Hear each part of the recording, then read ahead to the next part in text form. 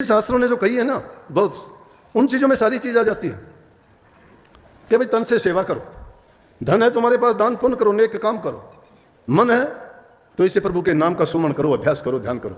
संत और नई चीज क्या बताते हैं? अरे उनके पास तो कोई दूसरी चीज ही नहीं है, उन्होंने जिसने अपनी जिंदगी में काम यही संभाला है उसी का ध्यान करते हैं, उनको चीजों की जरूरत ही नहीं है। किसी चीज के पीछे अगर मन को लगा दोगे इसकी इच्छाएं पूरी कभी नहीं होती हैं। ये तो तृष्णाओं का और वासनाओं का गुलाम है। वासना जब बन जाती है ना तो उनके पीछे भागता ही रहता है, कभी भरती नहीं है। आदत पड़ने के बाद उसको चाहे उससे कोई वो नहीं। एक आदमी को किसी को धन इकट्ठा करने की जरूरत पड़ गई, कभी विचार किया करो, जब किसी के इनकम टैक्स के छापे पड़ते हैं ना तो उनके घरों से कितने कितने नोट निकलते हैं, टीवी में देखे होंगे ना। बताओ उन नोटों का क्या करके खाते हैं? ना उनकी सब्जी बनती, ना रोटी बनती, ना कोई और चीज़ बनती, उनको ठूस ठूस के क्यों रखते हैं? वो काम नहीं आया ना, काम आया उसको दुख देने का। उनको दुख देने का काम आया कि नहीं? उनको जेल हुई, सजा हुई, बदनामी हुई, किसने करवाई? किसने करवाई? धन ने करवाई। जिस धन के लिए भागे फिरते हो, चोरी करते हो, झूठ बोलते हो, पाप कर्म करते हो, गलत रास्ते से उसका संचय करते हो, और वो फिर तुम्हें क्या सुख देता है? दुख दिया उसने।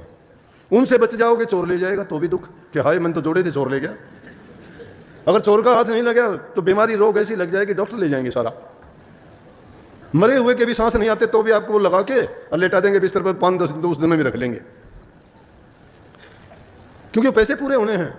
इसलिए वो गलत तरीके से कमा के, देखो हमने गलत आदत बनाई, चोरी उसने सिखाई, झूठ उसने सिखाई, कपट उसने दिल में भर दिया, पाप से दबा दिया हमें, लेकिन समझ नहीं आई हमें। फिर भी छूटते ही फिर वही काम शुरू कर दिया, और फिर कहते हैं बोला पानी की खेती तो मारोड़ी पानी से ही सुधरेगी, फिर वही काम, गलत तरीके है, फिर वही गलत तरीका अपनाना। नहीं, संत कहते हैं अब तो सोच समझ के न चाल, गलती में भैया बनी सो बनी। जो गलती में हो गई उसको भूल जाओ, अब सोच समझ के चलो। वो वक्त हमारे पास है सोचने का, समझने का। इंसान का चोला मिला है, अपनी तुलना करके देखो, दुनिया के 84 लाख के जीव जंतु पशु पक्षी जितने भी हैं, हम सबसे उत्तम हैं, इंसानों में भी सबसे उत्तम है। हमारे भाई बंधु देखो, कई बेचारे अंधे हैं, कोई लुल्ले हैं, कोई लंगड़े हैं, कोई गोरा है, कोई काला है, लेकिन सही तो वो है जो गुरु के रंग में रंगा गया। ये रूप हुसन धन दौलत कोई नहीं देखता, प्रभु हृदय का प्यार देखता है, पवित्रता देखता है, शुद्धता देखता है। और वो शुद्धता ना तीर्थों में मिलेगी, ना व्रतों में मिलेगी, ना आरती उतारने में मिलेगी, ना धूप दीप बत्ती जलाने में मिलेगी। वो आपको मिलेगी नाम की भक्ति करने से। नाम की भक्ति की जुक्ति सतगुरु से मिलती है, और सतगुरु उसका बखान बड़े सहज में करते हैं उसको। इसीलिए हमारे राधा सोमवत में स्वामी जी महाराज ने कही ना कि उसको 8 वर्ष का बच्चा भी, 60 वर्ष का बूढ़ा भी आराम से उसको अपना सकता है, कर सकता है। कभी ना सोचो कि मेरे से नहीं हो सकता, हर इंसान वो काम कर सकता है। सुखी होना चाहते हो अपने सोच से, अपने विचार से और अपने कर्मों से दुखी होते हो। अगर सुखी होना चाहते हो तो अपने कर्म, विचार और अपना कर्तव्य पूर्ण रूप से ठीक ढंग से निभाओगे, आप खुद ही सुखी हो जाओगे। सुख कहीं बाहर से नहीं आता, सुख दुख सब हमारे अंतर से पैदा होते हैं, हमारे विचार से पैदा होते हैं। विचार से हमारा कर्म बनता है, कर्म हम अपने इंद्रियों के द्वारा, कर्मेंद्रियों के द्वारा और ज्ञानेंद्रियों से करते हैं। लेकिन जब गुरु का ज्ञान मिल जाता है, मन उसमें लगा देते हैं, तो हम अपना कर्म सुधार लेते हैं। कर्म सुधार लेता है वो जीवन सुधार लेता है, कर्म जो बिगाड़ लेता है वो जीवन बिगाड़ लेता है। तो इसलिए दूसरी चीज आई कि गुरु की शरण लेके अपने कर्म को सुधारो। कर्म के सुधार के लिए बहुत अच्छी अच्छी चीजें, संगति नेक इंसानों की करो। दुष्ट आदमियों की संगति कर लोगे, तुम्हारा कराया 2 मिनट में नाश कर देंगे। क्यों? कि सोचने की बात है, एक चीज बनाने के लिए तुम्हें कितनी मेहनत करनी पड़ती है। एक चीज जब बनाते हो कितनी चीजें, अब ये शेड बनाने के लिए देखो क्या क्या काम करने पड़े होंगे। पैसे की जरूरत पड़ी, इसके लिए लोहे की जरूरत पड़ी, मिस्त्री ने काम किया, जाके ये चीज कहाँ कहाँ से लाए, कितने दिन में जोड़े, इसके बनाने में साल 6 महीना लग गया। और अब अगर तुम्हें इसको तोड़ने के लिए कहा जाए 1 हफ्ते में सब तोड़ के भगा दोगे। किसी चीज को बर्बाद करने के लिए टाइम नहीं लगता, आबाद करने के लिए बड़ा टाइम लगता है। दुर्गुण अपने आप इस तरह से आ जाते हैं, लेकिन अच्छे गुण अपनाने के लिए आदमी को बहुत मेहनत करनी पड़ती है। उस मेहनत के लिए भी आदमी को हर प्रकार से सतर्क रह के करना पड़ता है काम, नहीं तो थोड़ी सी भी लापरवाही होती है, वहाँ किया कुआ सब नष्ट हो जाता है। संतों की शरण में जाके सारा अपना आप जो भी है तो गुरु के ऊपर छोड़ दो। गुरु के ऊपर छोड़ देने का ये मतलब नहीं कि रोटी भी छोड़ दी कि गुरु खिलाऊंगा तो खाऊंगा, नहीं। गुरु के ऊपर छोड़ने का मतलब है कि जो भी कोई कार्य करते हो उसमें गुरु की आज्ञा तलाश करो। गुरु ने जो ज्ञान दिया है उसमें कोई हमारे लिए ऐसी बात तो नहीं बताई कि गुरु के बताए हुए काम के विरुद्ध हम काम करते हैं, या वो निषेध कर्म करते हैं जिसको गुरु ने कहा कि ऐसा ना करो। अगर ऐसा कर्म करते हैं तो इसका मतलब हमने गुरु की बात नहीं मानी। क्योंकि अपना मन जब तक गुरु के मन के अधीन नहीं करोगे तब तक तो ये दुख यूं ही भोगने पड़ेंगे। तब तक ना कोई भजन बनेगा, ना सुमन बनेगा, ना कोई अभ्यास बनेगा। गुरु की शरण में जब गए हो तो अपना तन मन धन हर प्रकार से गुरु के समर्पित हो जाओ। और समर्पित होने का मतलब होता है कि आदमी अपनी मन से कोई काम ना करे, अपनी इच्छा से कोई काम ना करे, हर चीज़ में गुरु की मौज और तलाश करे। अब कई बार देखा जाता है सत्संगी गलत तो काम कर देते, कहते गुरु की मौज है। भाई गुरु की मौज कहाँ हुई दोस्तों? ये मौज तेरी है, तू करता खुद है, नाम गुरु का लगाता है, गुरु कहता है कि गलत कर कोई। बोला ना, गुरु की मौज है ये। गुरु की मौज अगर होती है तो गुरु तुझे स्पष्ट कहता। या कई आके कहते हैं कि जी सपने में आप आए थे और आपने कई टकराते हैं, आपने मुझे ये कार वो कहा, मैं बोला मैं ये बैठा, मैंने तो कहा नहीं, और सुपना वाले ने कहा तो मान ले उसका कौन था, मैं था भी नहीं। ये बात है, ये बहानेबाजी क्यों लगाते हो? साक्षात जो तुम्हारे सामने बैठा है और वो तुम्हें बात बताता है, उसको तो इग्नोर करते हो, उसकी ओर तो ध्यान ही नहीं करते। उससे तो खुद ही आप चतुर बन जाते हो कि मैं बहुत बुद्धिमान हूँ, इसको कहाँ पता है, ये तो यूँ ही वैसे कह देता है, लेकिन असली बात तो मैं जानता हूँ ना। यहाँ जब आता है तो जीव में अहंकार आ जाता है। अहंकार इंसान को गिरा देता है। क्यों गिरा देता है? वो भी एक वासना है, वो भी एक विषय है, वो एक विकार है। विकार रहित तो होगे ना, उसके लिए आपको अपनी जांच करनी पड़ेगी। इसलिए नाम का जब सुमरण करते चले जाओगे तो उससे जब जो जो अपने हृदय के दर्पण पर लगी हुई धूल उतरती चली जाएगी तो उसमें सच्चाई आपको स्पष्ट नजर आने लगेगी। और जब जो धीरे धीरे अभ्यास करना शुरू कर देगा, मैं कहता हूँ उसके पाप कर्म भी अपने आप ढीले पड़ जाएंगे। जिसने ऐसा करता है उसके जब ये कर्म ढीले जब पड़ने शुरू हो जाते हैं तो सोच लो कि अभ्यासी है। जो अभ्यासी होगा उसको अपने आप ज्ञान भी हो जाता है। ये मामूली चीजें हैं।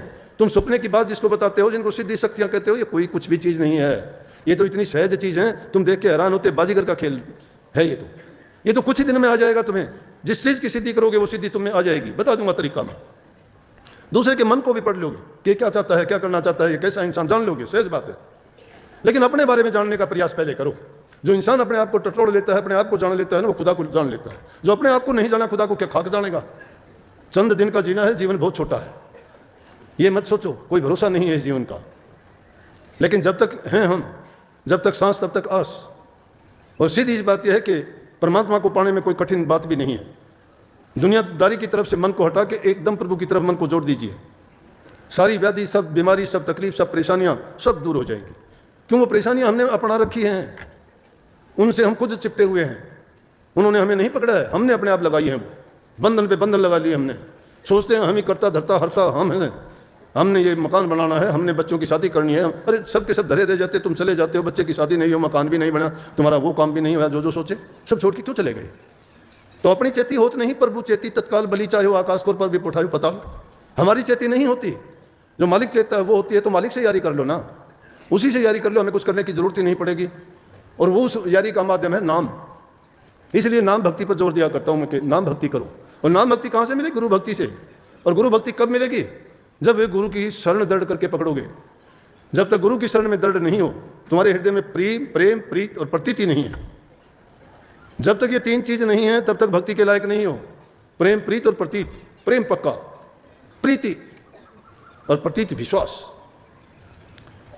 छिन चढ़ अच्छी उतरे वो तो प्रेम ना, वो प्रेम नहीं है। एक छिन में प्रेम चढ़ जाए एक में। जब तुम भक्ति के रास्ते पर चलोगे, नाचने लगोगे तुम तो। तुम्हारा हृदय में तुम्हारे प्रकाश जब हो जाएगा, खुशियां आ जाएंगी बार भी। क्यों कहते कि मेरा नाच बांध घुंघरू नाची? अरे जब अंदर में तुम्हारा मन नाचेगा, तुम्हारी रूह नाचेगी, तो शरीर भी नाच शुरू कर देगा। अकेली वो नहीं नाचती। जब मीरा ने उस हरि रस को, उस आनंद को जब अंदर में प्राप्त किया, जब रूह उसकी ऊपर गई, वो आनंदित हो गई सब विषय से अलग होके, और वो खुशी मिली, तो उसकी रूह ने नाचना शुरू कर दिया। इस अंधे घर में प्रकाश हो गया, रोशनी हो गई, खुशियां हो गई। और जब अंदर से नाचती है तो घुंघरू बांध के बाहर भी नाचने लगी। लोक लाज दुनिया की सब भूल गई। किस लिए भूल गई? उनसे कोई लगाव ही नहीं था। किससे शर्म, किसकी लाज? कौन हंसता है उस पर, कौन मजाक उड़ाता है? जिनको मानता ही नहीं वो उसका मजाक करो, हंसी करो। उसे मानना है, उसको खुश करने के लिए वो खुश है, वो उसके हृदय में है, वो उसके सिवाय है नहीं। प्रेम जगाओ हृदय में। प्रेम कभी टूटता नहीं है, बहुत दर्द होता है, किसी भी हालत में जुदा नहीं होता। कबीर साहब कहते प्रेमी के मैं कर बिकूं और देने सकूं मैं मूल। कि मैं प्रेमियों के तो हाथों बिक जाऊंगा, लेकिन उसका मूल मैं अदा नहीं कर सकता। जो प्रेमी प्यार करते हैं, प्रेम करते हैं, प्रेम भक्ति के रस को कहते हैं, वो आत्मा से होता है। आत्मा को आनंद प्राप्त होता है। सुख दुख तो शरीर के हैं। आत्मा आनंद को प्राप्त करना चाहते हो तो नाम में उतरो, भक्ति में उतरो। भक्ति में उतरोगे तो अंदर में प्रवेश करो। बाहर नहीं है वो चीजें। बाहर की चीजें तो देखते हो, ये सब झूठा है संसार। अंदर में जब प्रवेश करोगे, जिसमें तुम 10वां द्वार कहते हो, 10वीं कड़ी कहते हो, 10वां दर्जा कहते हो, उसमें जब पहुंचोगे तो उस दर्जे पर पहुंचने से पहले ये सारी चीजें नीचे रह जाती है, पीछे छूट जाती है। और उस द्वार पे पहुंचने पे आपको एहसास हो जाता है कि हाँ मैंने कुछ प्राप्त कर लिया है, लेकिन गिरावट वहां भी है। परंतु जिन्होंने सतगुरु की लड़ सच्चे हृदय से जोड़ी हुई है, वो सूक्ष्म रूप में सतगुरु अंग संग रह के उन रूहानी दर्जों में उनके साथ चलते हैं, गिरने नहीं देते उसको, गिरते हैं तो भी उठा लेते हैं। लेकिन जो बनावटी बातें करने वाले होते हैं वो तो पहले ही गिर जाते हैं। वो तो आते कोई मान बढ़ाई के लिए आता है, कोई इज्जत के लिए आता है, कोई धन के लिए आता है, कोई संतान के लिए आता है, कोई रोग बीमारी इलाज के लिए आता है। तो ये सारी क्या सारी चाह संसार की चाह है ये। और संसारी चाहों के लिए जो गुरु के पास जाता है तो वो समझो कि भक्ति कहाँ से प्राप्त करेगा, उसकी तो ये दौड़ ही नहीं है। वो चाहता है उन चीज़ों के लिए, वो मिली तो वो बड़ा खुश है, उसके लिए सारी चीज़ें अच्छी हैं। फिर तो अल्लाह, खुदा, गुरु, नाम सब कुछ अच्छे और सच्चे हैं। और जब उसकी इच्छा पूर्ति नहीं होती है तो देख लिया कोई गुरु नहीं, कोई धर्म नहीं, कोई कर्म नहीं, कोई परमात्मा नहीं।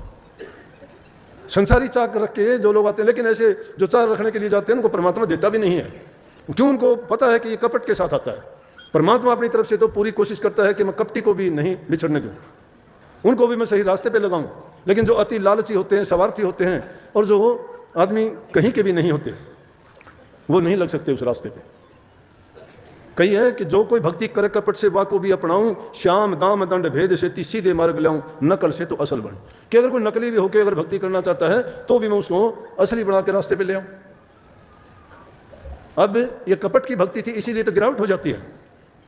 जो सच्चे बन के, ये गुरु अगर सच्चे होते और ये भोले जीव उनके पीछे लगते हैं, उनको कहाँ से देते?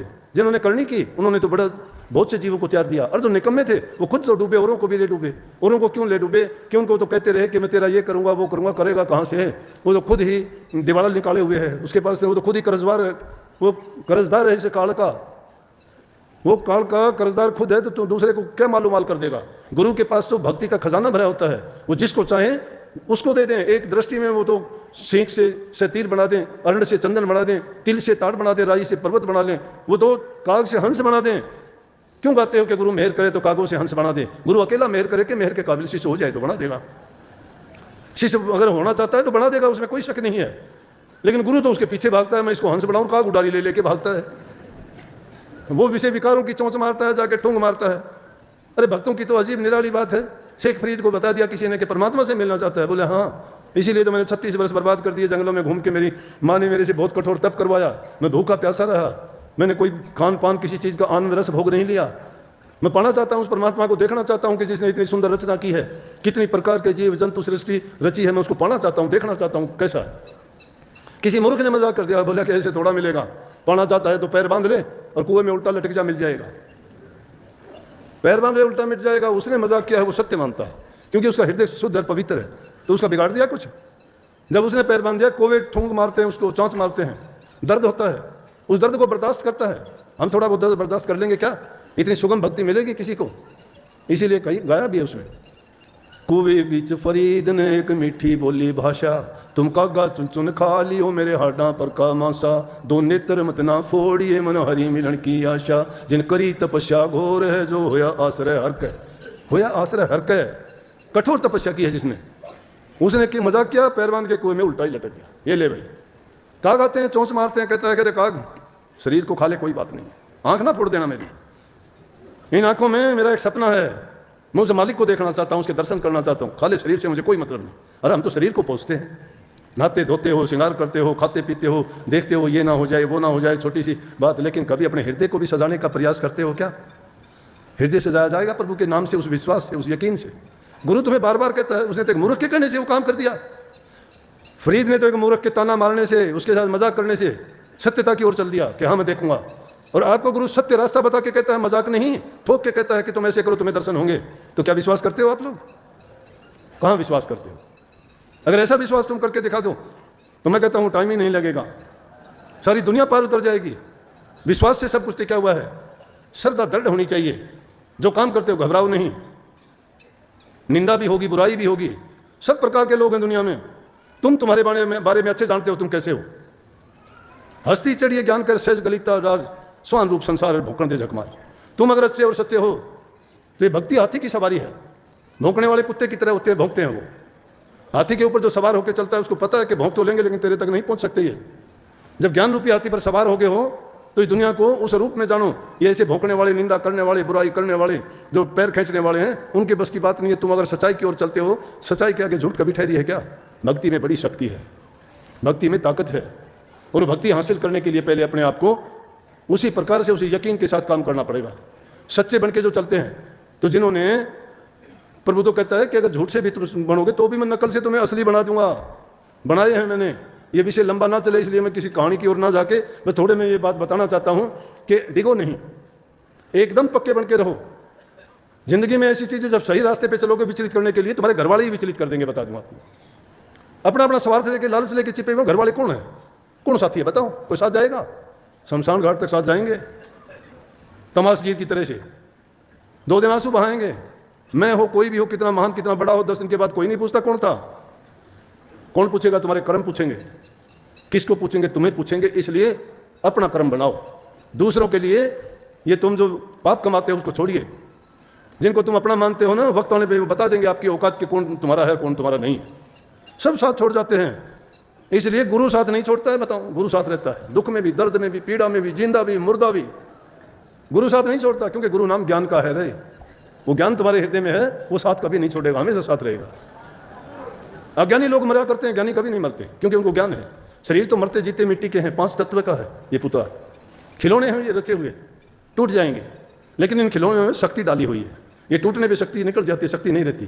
क्यों? शक्ति तो जब ही रहती है ना, मुकम्मल हो। ये टूटेगा, बिखरेगा, बिखरने के बाद शक्ति कहाँ रहेगी? इसलिए जब तक वो शक्ति तुम्हारे अंदर है, उस शक्ति का उपयोग कीजिए ना। और वो उपयोग किस काम के लिए करो? अपने जीवन को सुधारने के लिए, बनाने के लिए, उद्धार के लिए, कल्याण के लिए। अपने जीवन का कल्याण से बढ़िया क्या हो सकता है? जन्म मरण से छुटकारा मिल जाए। सबसे बड़ी रोग और व्याधि जो इस जीव को लगी हुई है, इस दुनिया में बार बार आना और जाना है। उस आने जाने के फेर से बचने के लिए संतों की शरण में जाके उनकी आज्ञा का पालन करते हुए उन पर पूर्ण यकीन और विश्वास करो।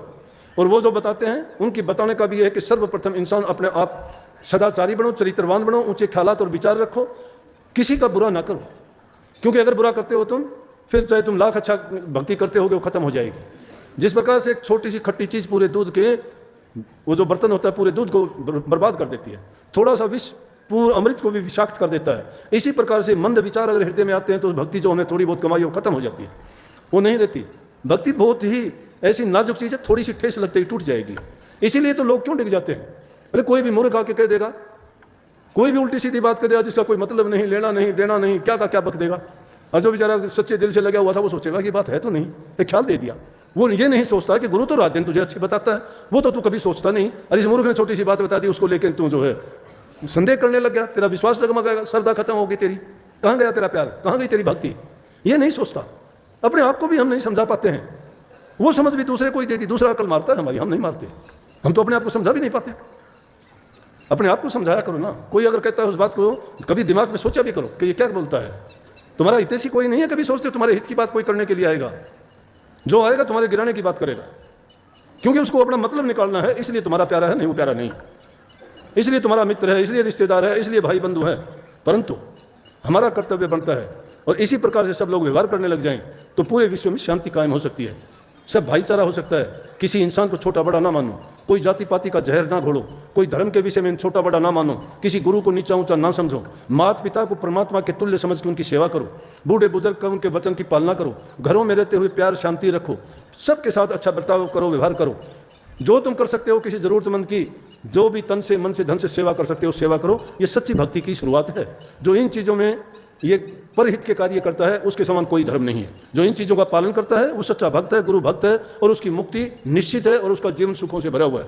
ये गुरु महाराज से अर्ज है मेरी आप सबके लिए कि हमें सद्बुद्धि दे, हमारे हृदय में प्यार भर दे और हमें भक्ति के मार्ग पर चलाए और बुराइयों से बचा के इस सच्चे रास्ते पे से विचलित ना होने दें, और कदम कदम पर सद्गुरु अंग संग हमारे साथ रहें। यही हमारी आरजू प्रार्थना और विनय है। सबको बहुत बहुत आशीर्वाद। राधा